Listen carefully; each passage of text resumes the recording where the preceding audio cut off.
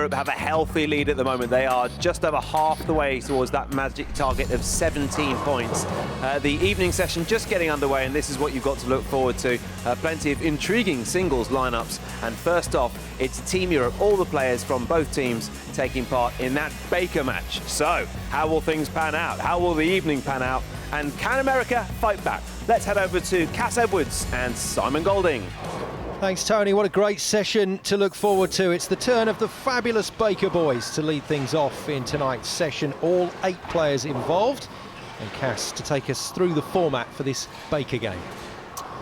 Thank you, Simon. Yes, all 4 players will bowl a frame each. They will then bowl another frame each.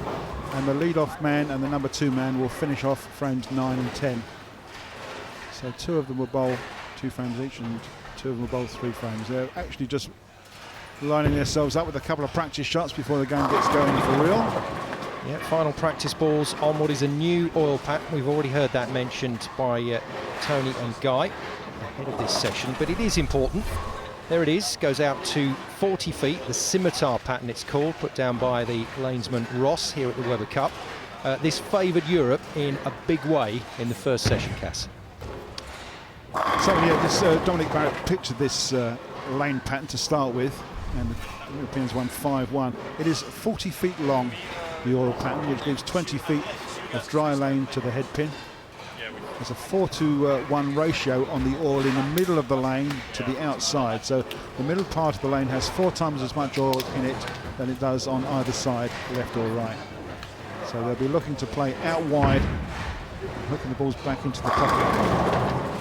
Handshakes all round, the boys are good to go. I can tell you, a thumping final practice delivery from Bill O'Neill. He's the man under pressure in the American squad, trying to find his way into the Webber Cup and at least deliver something. So we head off with the Bakers, then we go into the singles.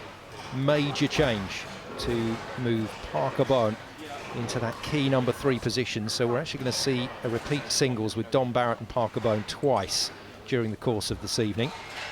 And as Martin Larsson gets ready to go here, what's your call on the final score with 6 games to come tonight? I'm sitting on the fence at 3-all.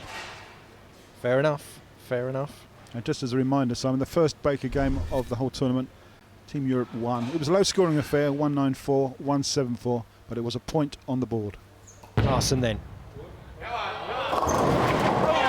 always is Larsson to lead off, and that's why it's not easy to find a strike on fresh oil like this, and he's found it pretty well. A couple of lazy pins, but they're down. Well, his nickname is Lucky Larsson, and I'm not really sure whether he actually hit the head pin there or not. Replay shows that the head pin was just touched, but everything fell over on the left-hand side. But it counts as 10 and a strike on the score sheet. Tommy Jones and Parker Bowen flip for this second Baker. So Jones, the US captain, lead-off man. He's gone through the head pin. That was always going to leave something. He's lucky it's just the one. It is a lottery, the Baker. There's no way round it. If you can get a double and even a turkey, then that's likely to win you the game. Yeah, unfortunately, Tommy just dropped that one inside his mark. He played too close to the centre of the lane, and it was going nowhere on the oil. It was just aquaplaning straight to the head pin.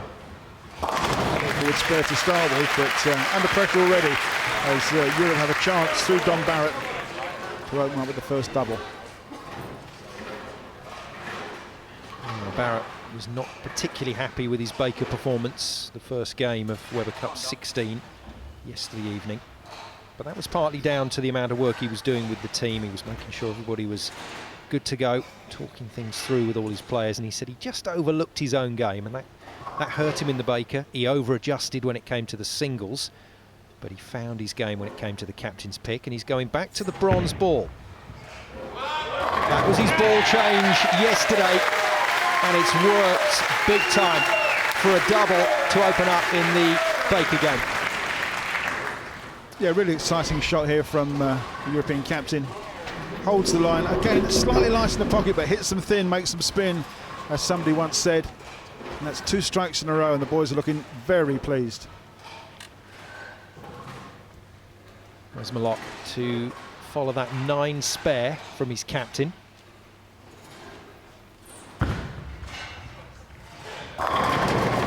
Oh my goodness, well, I'm struggling to see how that 7 stayed up. That looked like a pretty good shot to me. It certainly mixed them up as it went through the pins, didn't it? Look at the aggression on his face. It's just a fraction wide. It doesn't hit flush in the pocket, but the 5-pin doesn't quite get across to that 7. So that can only be a spare. And unfortunately, the American score goes further backwards. That's their maximum score, goes further backwards. You can see the ball aquaplaning down the middle part of the lane. Although it's rotating at a fantastic rate of knots, it's just aquaplaning straight until it comes off at 40 feet. And that's where the friction takes hold and the ball starts to turn. Yes, that's the point. You'll see it rotate in the oil, but that won't actually have any effect on the direction of the ball. And the players are trying to get this ball out to the point at which it's going to break in the dry part of the lane. And those rotations take hold.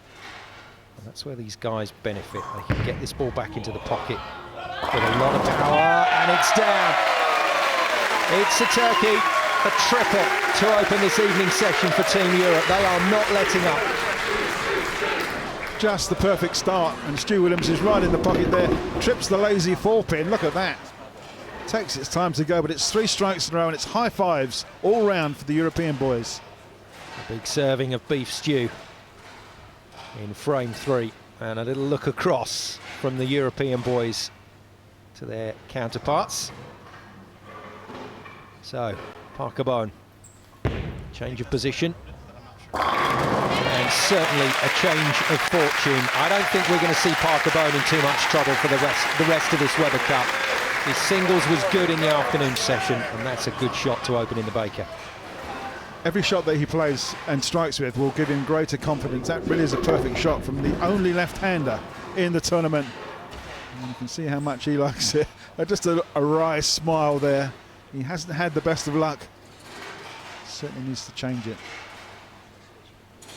Lam has been pretty impressive as well, the two-hander. Spins it right into that pocket, and that is demolition time from the Finn. The two-hander that puts more rotation on a bowling ball than probably any other bowler in the world. The rev rate is just unbelievable when he hits that pocket. The pin stand, no chance. More high fives. 4 strikes in a row, and everybody's happy on the European bench. The man under pressure, Bill O'Neill. Change-up ball for him for this session. And I said his final practice ball was a good one, and that has certainly done the job.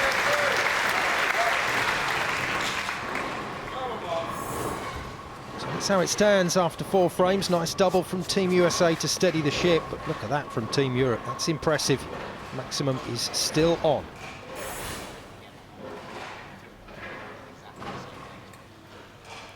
So Larson, touch of luck in the lead-off bowl, but you need that sometimes.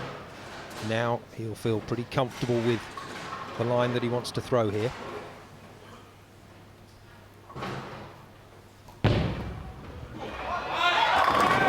Asking it to push into the pocket, and boy, was that good. Just a perfect shot. I find it hard to believe that this man has not won a title on the PBA Tour in the United States. All his victories have been around the world on other tours and in Europe and World Games, but holds his place in the European Weber Cup. And he holds it because he does play a very specific role, and he plays it almost to perfection. Brilliant from Larson again. Pressure down the line. American captain then steps up in frame 5 for Team USA. And he leaves the 10. Well, it's unfortunate when the captain stands up with 2 strikes behind him and he rings the pocket. There's a 10-pin stand in. Not quite there, and the 6-pin jumps round the 10 and leaves it solid in the pocket. So it can only be a spare. Yes, a lot of the time for the right-handers it's all about what that 6-pin does. And the angle at which the 6-pin kicks out is all to do with the angle that you go into the pocket. And Tommy just didn't get it right there, but we're talking about fractions of a degrees. Frame 6, and look at that, it's a Baker, for goodness sake, Cass, and they're still on for the 300. It would be interesting to see, wouldn't it? Unfortunately, USA are going backwards fast with these spares. So, 4-time Weber Cup winner in 7 appearances. Yeah, former PBA world champion, which is something quite unique for a bowler from Europe or the UK. The PBA World Championships about 3 years ago. Dominic Barrett then. And he does what his US counterpart couldn't do. Knock down all 10 for an incredible 6 strikes in a row. Well, if this is setting the tone for this evening's matches, then it's a very, very good sign for Europe. Well, let's not forget that Dominic Barrett picked this particular lane pattern to play on for the European side because they had it in the first session and they won 5 matches to 1. So why not repeat that when you get the chance? And it's exactly what he's done, and 6 in a row. Very impressive. Good for Milot. Well, rather whets the appetite, doesn't it? Milot v Larson next up in the singles, then Barrett v Bone. We're going to see that twice during the course of this evening, and that could be fireworks. The big nasty. Not had a great time of it this afternoon. Certainly more like it from the Texan. Stu Williams then, working his own strike, but working 6 for the team. It's tight. Oh, he'll take it. It's a Brooklyn strike. Europe will love it. USA will hate it. He knows that was probably the worst strike he's bowled in this tournament. From the point of delivery, it was left of his target, and he knew that it's so much reaction in the back end with that reactive bowling ball. It's crossed the head pin left-hand side and hit a strike in the what they call the Brooklyn, and he absolutely loves it. Look at that. Dear, brilliant. Oh dear. That is brilliant. Well, there's no such thing, I guess, as a bad strike. Take it and run. Fabulous stuff. Bone. Oh, no, he's left the bucket, for goodness sake. Where did that come from? It was a light hit that didn't drive up to the pocket. It's made the head pin, but just gone, rather than cutting in behind it, setting up a reaction, it's just pushed on a little bit, sailed through. It's left the 3, 5, 6 and the 9 pin. Tricky little cluster spare on the right hand side of the lane for the left-hander. It's got to come across the oil. Go hard and straight. That makes it, what a great looking spare that was. Very unfortunate on the first ball because they were working on a strike. That's another chance of a double that's gone begging. And back to this amazing situation for Team Europe. Baker games notoriously difficult to score in, and you know, anything over 200 in a Baker is a good effort. And Team Europe still perfect. Will they stay perfect with Palermo? Oh yes, they will. That's a beautiful delivery from the Finn. The crowd is going absolutely berserk. Unfortunately, the guys from Team USA don't look very happy. They know what Oscar Palermo can do and how much he hooks that ball and kicks the 10 pin out at the last minute for 8 strikes in a row. The score sheet would look absolutely fantastic. Palermo plays Jones in the singles. The American captain might be enjoying that, but I have to say, this is a mini revival here from Bill O'Neill.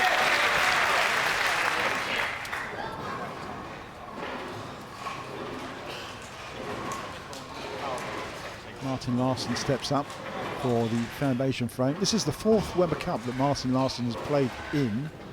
He's never been on a losing side. It's ominous, isn't it? Great record. They call him Lucky Larsson, that's his nickname. What we could do with a lucky one here to make 9 in a row.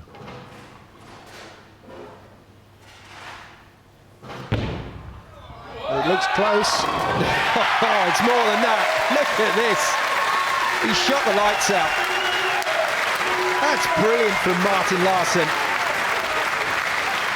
And that goes down as celebration of the year for Weber Cup 16. The important thing is the point is won for Europe. Down on the knees you may well go, but you've got another point. Shoots the arrow straight and hard. 9 strikes in a row. How about that? Goodness me. TJ, the American performance now is just a sideshow in this Baker game. And for what, 4th time at Weber Cup 16, we're looking at a potential maximum. Hasn't happened yet, but if it were to happen in the Baker, it'd be something else. You can see on Tommy Jones's bowling ball there the wet ring around the ball, and that's the lane oil that's being picked up. It shows you actually how much is actually down there. So the European captain, Dominic Barrett, stands up for the 10th frame, and that's what's behind him.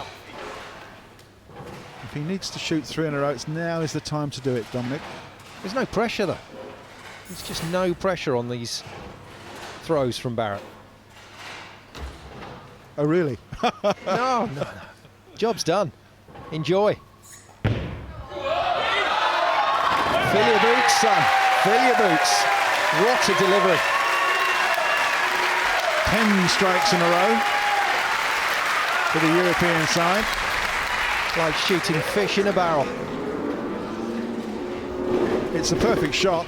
It's carried all 10, no problem whatsoever. Well, the camera phone's on because we're watching a bit of history here. A potential Baker maximum. Unbelievable. Don't think I've ever seen one in the history of the Weber Cup.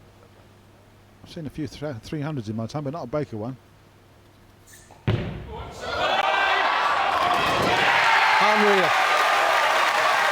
It's the most difficult format to score highly in, and that's why maximums just don't come along in the Baker. And now we are right on the verge, Cass. This is history right here at the Weber Cup 16. Another fabulous shot from the European captain. He has a score of 290, or the team do, and 1 ball to go for the magic 300. Hang on to your hats, don't go anywhere. This then, for the first time ever at a Weber Cup Baker. Will it be there? No! Oh, it's so cool. That's just wrong. Can you believe that? After all of those strikes, Don Barrett puts the ball in the pocket and rings a 10-pin. Well, this crowd on their feet, a standing ovation for the first game of this evening's session. It honestly doesn't get much better than that. OK, couple of lucky ones in there as Bill O'Neill and Stuart Williams are no doubt discussing. That was a little bit of afters there. And that's going to hurt. The Americans will not enjoy that. And the Europeans celebrated that one good and proper. And Bill O'Neill is not happy. One of the reasons that 300 games are so hard to get. It looked perfect, didn't it? He was lined up so much on that 1-3 pocket with strikes, and it just rung the 10-pin into the corner, just like that, from the big nasty Wes Malott. Do you know what? Things have just changed down there on the lane, and the discussion between Stuart Williams and Bill O'Neill continues across the stage. Interesting. We'll watch that one as this evening unfolds. But that is some performance from Team Europe. USA then, just to fill the frames. Where do they go from here? Because their opponents have just stepped into double figures, and now we can start talking about 7 points away from retaining this title. Well, that's it then for Team USA and Wes Malott. And if that's an indicator of what we've got to come for the rest of this evening, then hold on to your hats, because this is going to be some ride. Team Europe then kick proceedings off in the Baker game with a near perfect score at 299.